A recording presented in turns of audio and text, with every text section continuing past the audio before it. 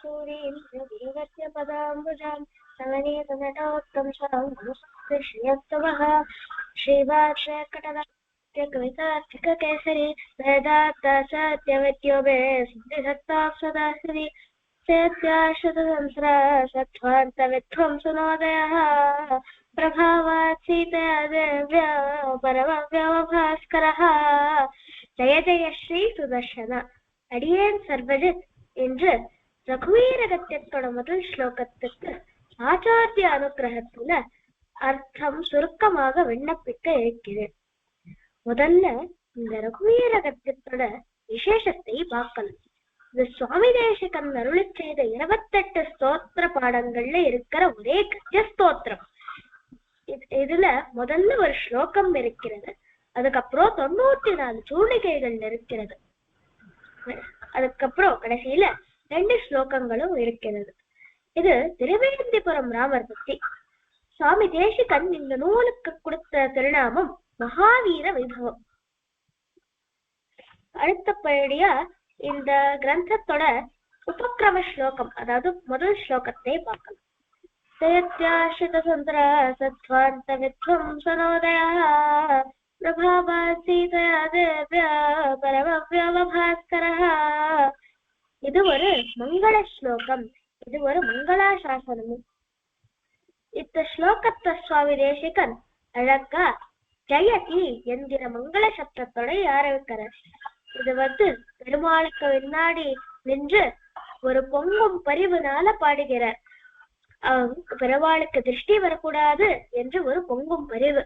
அதனாலதான் சுவாமி இந்த ஸ்லோகத்தை சாதிக்கிறார். யாருக்கு இந்த மங்களாசாசனம் ஆயின்றிருக்கு?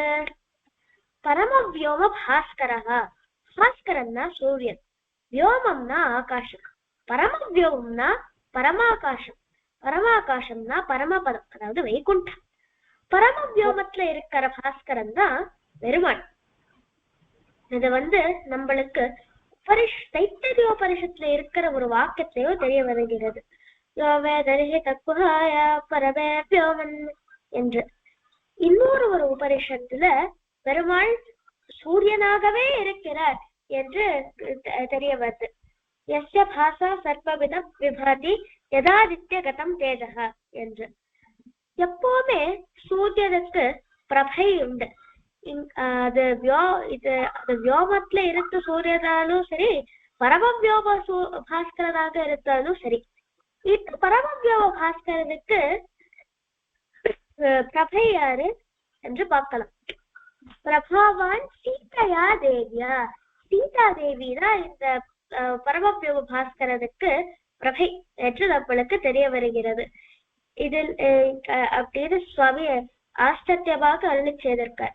இல்லேட்டு நம்மளுக்கு என்ன தெரிய வருகிறதுனா, இந்த பரமவியோம பாஸ்கரன் தான் ராமன், ஏன்னா பிரபை சீதாதேவி. இங்க சுவாமி சீதைய சீதாதேவி என்று சாதிச்சிருக்கார் சுவாமி. இந்த தேவி சப்தம் திவ் தாத்துலேருந்து வருகிறது. அதுக்கு திவ் தாத்துல நிறைய அர்த்தங்கள் உண்டு. அதுல ஒரு அர்த்தம் தீவ்யதி, அதாவது கிரீடதி. கிரீடத்தினா விளையாடுறது, லீலை பண்றது. பெருமாளோட எல்லா அவதாரங்களும் ஒரு லீலை. எப்போதுமே தாயாரும் பெருமாளோட இந்த லீலையில அவதாரம் எடுத்து வருகிறார். இது நம்மளுக்கு விஷ்ணு புராணத்திலேயோ தெரிய வருகிறது. பராசர மகரிஷி ஆச்சரியமாக சாதிச்சிருக்கார். ராகவேது அபவத் சீதா ருக்மிணி கிருஷ்ண ஜன்மதி அத்தியாச அவதாரேஷு விஷ்ணோரேஷா அதபாயதி. பெருமாள் ராகவனாக, அதாவது ராமனாக வந்தால் தாயார் சீதாதேவியாக வருவார். பெருமாள் கிருஷ்ணனாக வந்தால் தாயார் ருக்மிணியாக வருவார். அதே மாதிரி அந்நேஷ அவதாரேஷு, பாக்கி எல்லா அவதாரங்கள்லயும் இதே மாதிரி பெருமாளும் தாயாரும் எப்பவுமே விட்டு பிரியாம இருக்கிறார். பிரபாவான் சீதையா தேவியா. இந்த பிரபையார சீதாதேவியும் சூரியனாத, அதாவது ஆதித்யநாத ராமனும் எப்பவுமே விட்டு பிரியாம இருக்கிறா. இது அவளே அவளோட திருவாயால சாதிச்சிருக்கா ராமாயணத்துல. சீதாதேவி சுந்தர காண்டத்துல அனன்யா ராகவேணாகம் பாஸ்கரேன பிரபாயகா என்று சாதிச்சிருக்கா. ராமர் யுத்த காண்டத்துல அனன்யாஹிமயா சீதா பாஸ்கரேன பிரபாயதா என்று சாதிச்சிருக்கார். எப்பவுமே சூரியன் ஒரு இருட்ட விரட்டும். இந்த பாஸ்கரன் இந்த சூரியன் எந்த இரட்டை விரட்டுறார்?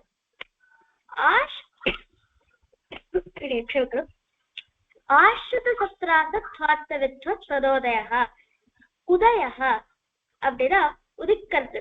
இந்த இடத்துல உதயகான அவதாரம் பண்ணது. இது ஒரு ஆச்சரியமான வேத வாக்கியம் இருக்கிறது. அதாவது பெருமாளுக்கு கர்மானால இங்க ஜன்மம் கிடையாது. நம்மள மாதிரி ஜீவாத்மாக்களுக்கு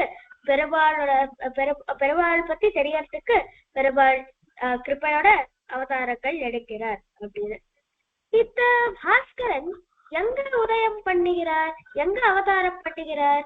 இத குலசேகர ஆழ்வாரோட பெருமாள் திருமொழியோட கடைசி பதிகத்தோட முதல் பாட்டுல நம்மளுக்கு தெரிய வருது.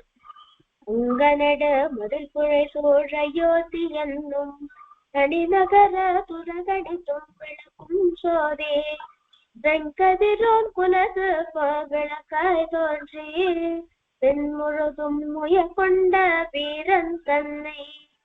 அதாவது சூரிய குலத்துல இந்த பராஸ்கரன் உதிச்சிருக்கார் அப்படின்னு சாதிக்கிறார். ஒரு விளக்காக வந்திருக்கார்.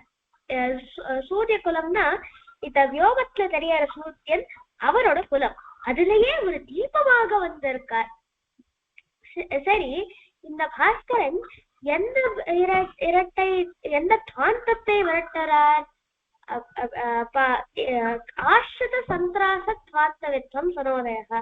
ஆஷ்ரிதர்களோட சந்திராசம், ஆஷ்ரிதர்கள்ல பெரும்பாலும் ஆசிரிச்சவா, அவளோட பிணி கஷ்டங்கள் நோய்கள் அது எல்லாத்தையும் வித்வம்சனம் பண்ணுகிறார், அதை துவம்சம் பண்ணுகிறார். இந்த அவதாரத்துல ராமர் நிறைய ஆசிரிதர்களோட சந்திராசத்தை வித்வம்சனப்பட்டிருக்கார். அதோட சில உதாரணங்களை பார்க்கலாம். முதல்ல லக்ஷ்மணர் என்கிற ஆசிரிதர், அவரோட சத்ராசம் என்னதுன்னா, ராமர் காட்டுக்கு போனா நம்ம கைகத்தியம் எப்படி பண்ணுவோம், அதனால ராமர் எப்படி வித்வம்சனப்பட்டார் இந்த சத்ராசத்தை? அவரை காட்டுக்கு அவருடைய ஐஷன்ட்டு போய் அவருக்கு கைகத்திய சாம்ராஜ்யத்தை கொடுத்தார். அடுத்த ஆசிரியர் பரதர், அவரோட சத்ராசம் பெற்றதுதான் அவருக்கு ராமரோட இடத்துல ராஜ்யம் வாழ வேண்டாம் அந்த மாதிரி ஒரு இச்சா. அதனால அவர் பெருமாள் கிட்ட ஆசிரிச்சார். பெருமாள் இவரோட சத்ராசத்தை எப்படி வித்வம்சனப்பட்டார்? அவருக்கு பாதுகையை கொடுத்து வித்வம்சனப்பட்டார். அடுத்தது காக்காசுரன். இவர் எதுக்கு பெருமாளோட சரணத்திலே விழுத்தார்? அவருக்கு எந்த சத்ராசம் தான், ஐயோ பொருளோட உயிர் போயிடுவே அப்படின்னு ஒரு பயம். அதனால பெருமாள் இவனுக்கு ஜீவனதானத்தை கொடுத்து அவரோட சத்ராசத்தை வித்வம்சனப்பட்டார். அடுத்த ஆசிரியர் தண்டகாரண்ய மகரிஷிகள். அவளுக்கு அங்க இருக்கிற ராட்சசால் தான் ரொம்ப பயம். பெருமாள் இந்த சத்ராசத்தை எப்படி வித்வம்சனப்பட்டார்? பெருமாள் எல்லா ராட்சசாலையும் யுத்தம் போட்டு அவளை ஜெயிச்சு இவளோட சத்ராசத்தை வித்வம்சனப்பட்டார். அடுத்த ஆசிரியர் சுக்ரீவன். அவரோட சத்ராசம் என்னதுதான், அவனுக்கு அவளோட வாலிதான் ரொம்ப பயம். அதனால எப்படி ராமர் சத்ராசத்தை வித்வம்சனப்பட்டார்? வாலிய விதத்தைப்பட்டி இந்த சத்ராசத்தை வித்வம்சனப்பட்டார். அடுத்தது விபீஷணன் என்கிற ஆசிரியர்.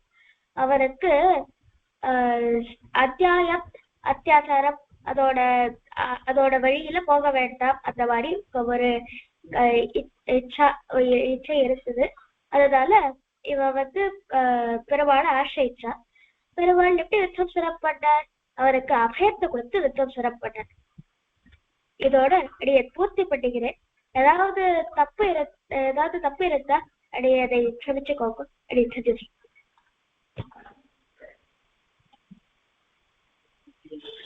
அனுகிரகிக்கிறீங்களா?